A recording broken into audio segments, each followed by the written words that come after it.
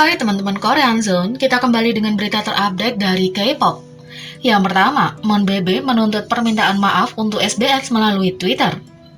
Pada 14 Maret KST, SBS menayangkan episode terakhir dari film dokumenter Legendary Stage Archive K. Episode terakhir ini adalah paruh kedua dari episode 2 bagian yang didedikasikan untuk K-pop di luar negeri yang diproyeksikan menampilkan artis seperti BTS, Blackpink, Twice, dan Monsta X. Namun, penggemar terkejut setelah siaran karena mereka hanya menyaksikan waktu layar untuk Monsta X selama 3 detik. Meskipun adegan tersebut menunjukkan bahwa grup tersebut telah berpartisipasi dalam rekaman penuh, episode sebenarnya hanya berisi sapaan dari para pria tersebut. Setelah siaran, basis penggemar Monsta X MonBebe turun ke media sosial dan membuat tren #SBS Apologize to Monsta X untuk menarik perhatian pada masalah ini. Beberapa reaksi termasuk, MonBebe lelah dengan penganiayaan dan itu terlihat, dan kami menuntut rasa hormat kepada anak-anak pekerja keras kami, tulis MonBebe. Penggemar juga membawa kembali pencapaian Monsta X di masa lalu untuk membuat klaim mereka.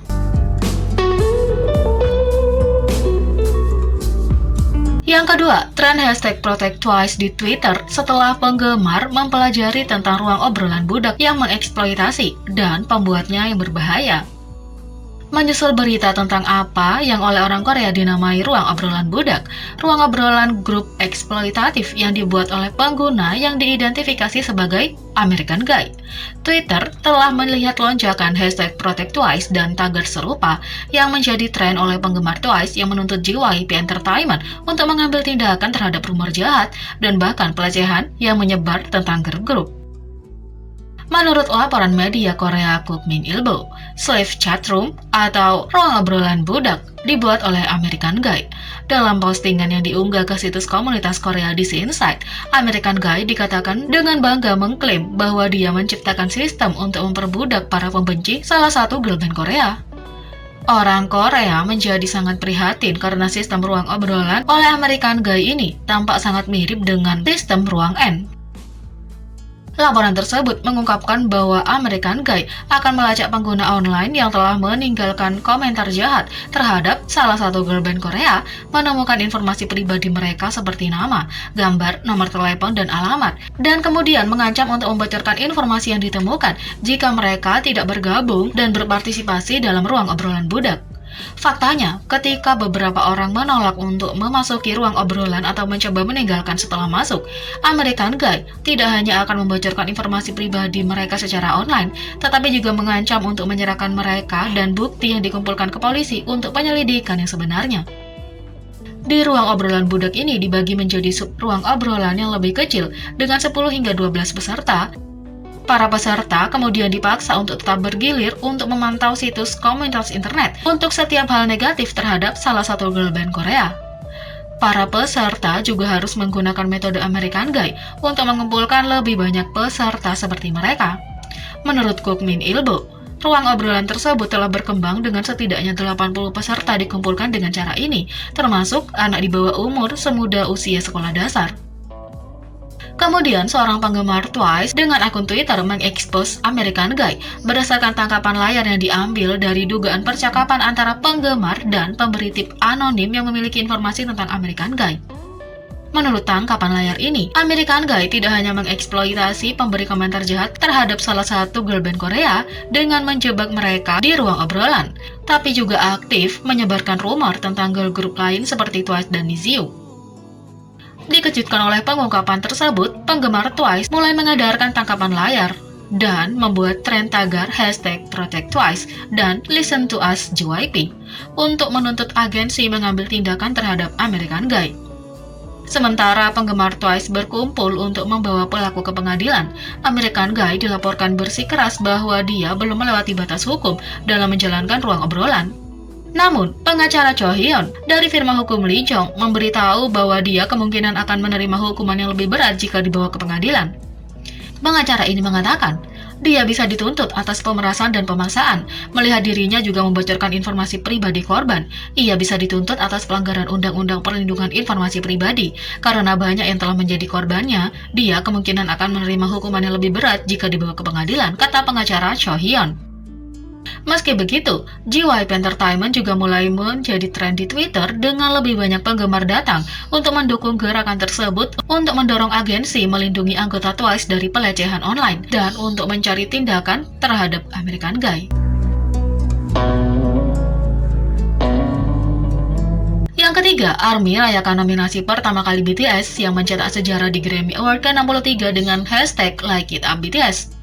ARMY merayakan nominasi pencetak sejarah BTS yang belum pernah terjadi sebelumnya dengan menyapu Twitter dengan hashtag Like It Up BTS.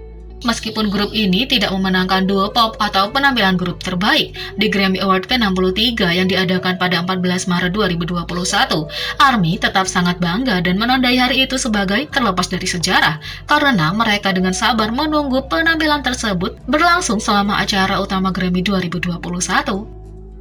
Kami masih sangat bangga dengan Anda BTS. Bagaimanapun, ini adalah hari bersejarah, kami mencintaimu, tulis seorang ARMY. Sebagai nominasi pertama kali di Grammy untuk single mereka yang menduduki puncak tangga lagu Dynamite, BTS sebelumnya mengatakan dalam sebuah wawancara dengan editor bahwa nominasi tersebut terasa nyata dan bahwa mereka mencoba yang terbaik untuk memberikan penampilan yang luar biasa untuk membalas semua dukungan yang mereka terima.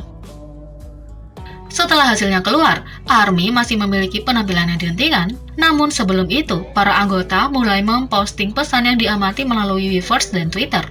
Jin adalah orang pertama yang mengirim pesan online. ARMY, sarange, aku mencintaimu. J-Hope mengikutinya setelahnya.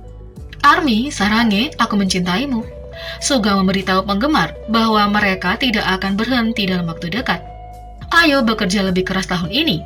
RM bangga dengan ARMY dan menulis, ARMY adalah yang terbaik.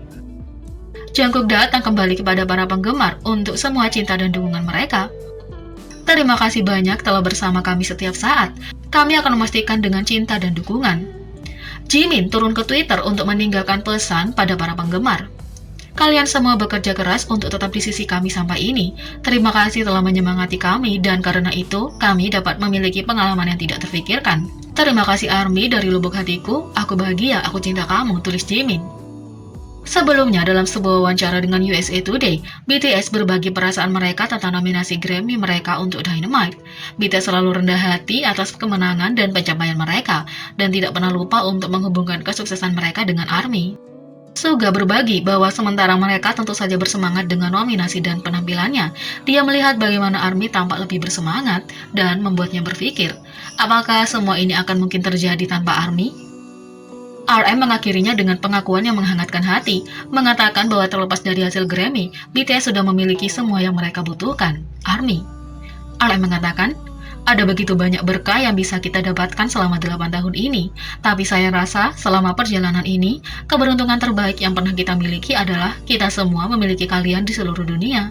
Jadi tolong jangan lupa bahwa apakah kami mendapatkan Grammy atau tidak, kami sudah mendapatkan yang kami inginkan dan kami mendapatkan Anda. Jadi itu berarti kami mendapatkan segalanya, kata RM. BTS memecahkan rekor yang tak terhitung jumlahnya sebagai grup laki-laki pertama Korea yang melakukannya. BTS terus membuat kagum penggemar mereka dengan kesuksesan fenomenal mereka di seluruh dunia. Penampilan duo atau grup pop terbaik telah dianugerahkan kepada Lady Gaga dan Ariana Grande untuk Rain On Me. Jadi, bagaimana menurut kalian tentang ini? Apa yang ingin kalian sampaikan? Beri komentar di bawah. Klik subscribe, like, share, dan klik lonceng. Mari kita sama-sama jadikan channel ini berguna bagi K-popers Indonesia. Sekian video kali ini, sampai jumpa lagi.